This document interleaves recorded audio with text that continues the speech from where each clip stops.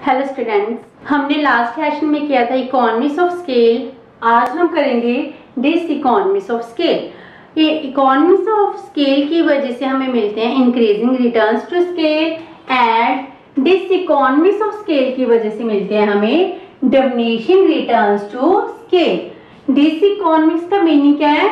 Dish savings. जब हमारे extra खर्चे होने लग जाते हैं तो हम उसको कहते हैं डिस इकोनॉमिक्स ऑफ स्केल। जब भी एक फर्म अपना प्रोडक्शन स्केल इंक्रीज करती है, प्रोडक्शन स्केल इंक्रीज करने की वजह से उसको जो भी डिस सेविंग्स हो रही हैं, उसके एक्स्ट्रा खर्चे हो रहे हैं, जितने उसको रिटर्न नहीं मिल रहे, इस वजह से उसको डिमिनिशिंग रिटर्न्स टू स्केल मिलते हैं, जिसको हम टेक्निकली इकोनॉमिक्स लैंग्वेज में कहते हैं dis economics of scale. Dis economics of scale two types की होती हैं।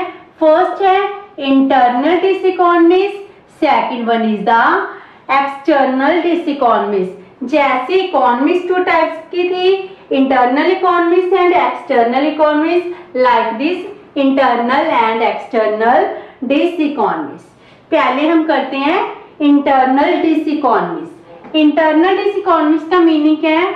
एक फर्म जिसने अपना प्रोडक्शन स्केल इंक्रीज किया है, इस स्केल को इंक्रीज करने से इस फर्म के अंदर ही मैनेजमेंट में या प्रोडक्शन यूनिट में जितनी भी डिस इकोनॉमिक्स हो रही हैं, उन वजह से क्या हो रहा है, हमें डिमिनिशिंग रिटर्न्स टू स्केल मिल रहा है। इसका फर्स्ट कॉज क्या है? अनविल्डी मैनेजमेंट।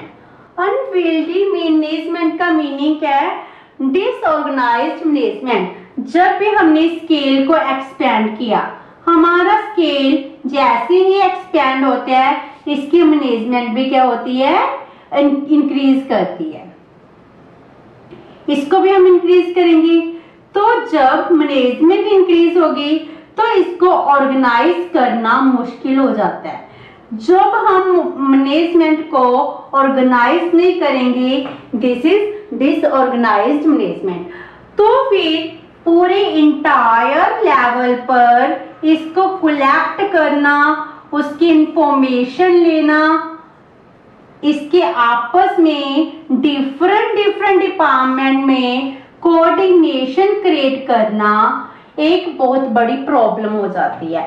जो भी डिपार्टमेंट्स होती हैं आपस में कोऑर्डिनेट नहीं कर पाती, जिस वजह से क्या होती है?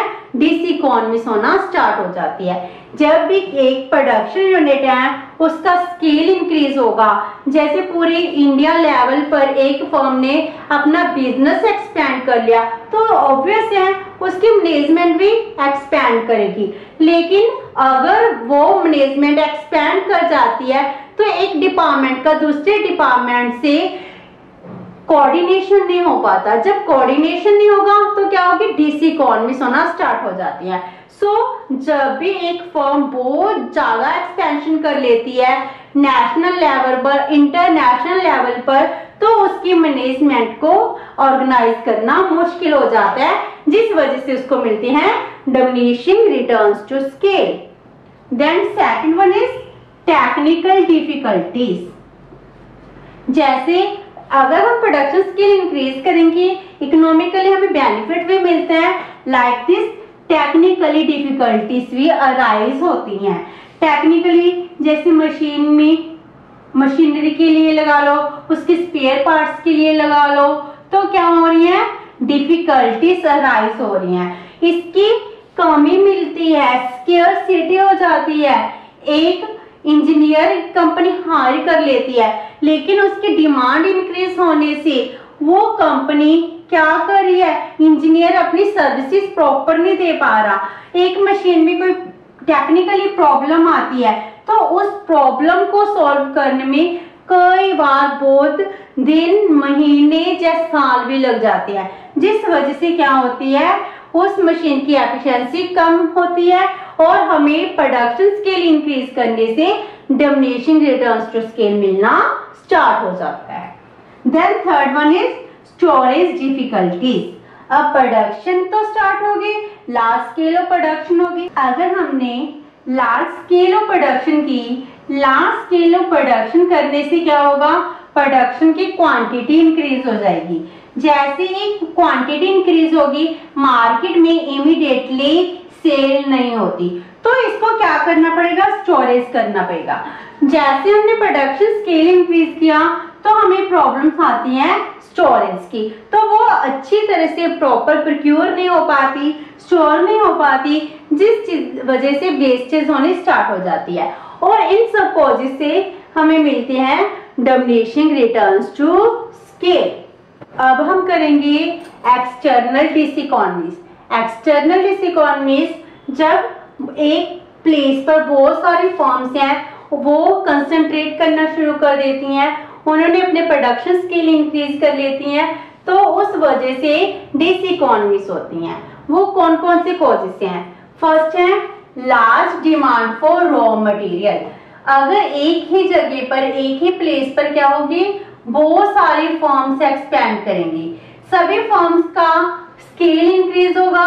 मींस स्केल इंक्रीज करने से उनको प्रोडक्शन करनी है, प्रोडक्शन करने के लिए उनको चाहिए रॉ मटेरियल। अब वो सभी फर्म्स ज्यादा रॉ मटेरियल की डिमांड करेंगे। अब रॉ मटेरियल की डिमांड ज्यादा होने से रॉ मटेरियल के प्राइसेस हाइक कर जाएंगे, इंक्रीज कर जाएंगे, जिस वजह से हमारी कॉस्ट भी क्या होगी, इंक्रीज कर जाएगी। तो जब भी प्रोडक्शन यूनिट इंक्रीज किया जाता है, बहुत सारी फर्म्स प्रोडक्शन करना स्टार्ट कर देती हैं, रॉ मटेरियल के प्राइसेस इंक्रीज हो जाते हैं, जिस वजह से फर्म को एक्स्ट्रा कॉस्ट पे करनी पड़ती है। यही एक्स्ट्रा कॉस्ट क्या बनती है, कॉस्ट बनती है of diminishing returns to scale. Then second point is high cost of factors of production. जो हमारे फैक्टर्स ऑफ प्रोडक्शन है, लैंड, लेबर, कैपिटल, इनकी कॉस्ट इंक्रीज हो जाती है। एक स्केल पर, एक प्लेस पर बहुत सारी फर्म्स अपना स्केल इंक्रीज कर रही हैं, इन सबको लैंड भी चाहिए, लेबर भी चाहिए, एक्सपैंड करने के लिए कैपिटल भी चाहिए, पैसा भी चाहिए। अगर इनकी डिमांड इंक्रीज हो जाएगी, लेबर, स्किल्ड लेबर की स्केर्सिटी हो जाएगी, स्किल्ड लेबर मार्केट में मिलेगी नहीं। अगर स्किल्ड लेबर होगी तो उसकी कॉस्ट भी ज्यादा राइज कर जाएगी, क्योंकि स्किल्ड लेबर पर अपनी प्रोडक्शन की, अपनी सर्विसेज की डिमांड क्या करेगा, ज्यादा करेगा, तो इस वजह से उसकी कॉस्ट इंक्रीज हो जाएगी। मार्केट में लैंड के प्राइसेस हाई कर जाएंगे, रेंट इंक्रीज हो जाएगा।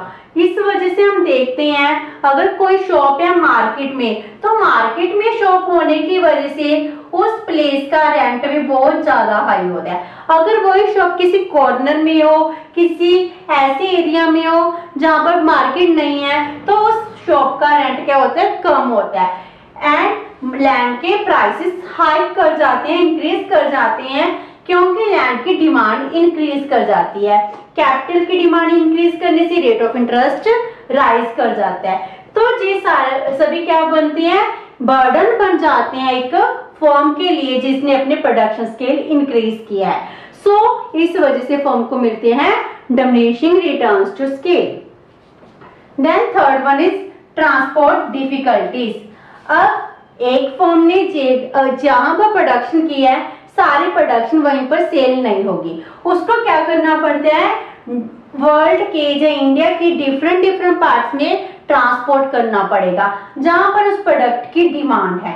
तो उसको ट्रांसपोर्टेशन में भी बहुत सारी प्रॉब्लम्स राइज होती हैं, क्योंकि फर्म्स एक नहीं है, फर्म्स भी बहुत ज्यादा हो चुकी हैं, सभी ने अपना माल ट्रांसपोर्ट करना होता है, ट्रांसपोर्टेशन की कॉस्ट इंक्रीज हो जाती है। ट्रांसपोर्टेशन की कॉस्ट इंक्रीज होने की वजह से जो प्रोडक्शन फर्म है उसको डिमिनिशिंग रिटर्न्स मिलते हैं। मान लो अगर फर्म ने क्या कर लिया, ट्रांसपोर्टेशन कंपनी अपनी ले ली, तो फिर ट्रैफिक की प्रॉब्लम राइज हो जाती है। तो सभी फर्म्स हैं वो क्या कर रही हैं, अपना माल से बेच रही हैं, जब उनका माल आ रहा है, जिस वजह से ट्रैफिक की प्रॉब्लम होती है। जहां पर एक आधी इंडस्ट्री होती है, हम देखते हैं उस इंडस्ट्री के पास का एरिया है, रोड है, बिल्कुल ब्लॉक हो जाते हैं। तो ट्रांसपोर्टेशन की प्रॉब्लम भी है, उसके ट्रैफिक की प्रॉब्लम भी अराइज हो जाती है।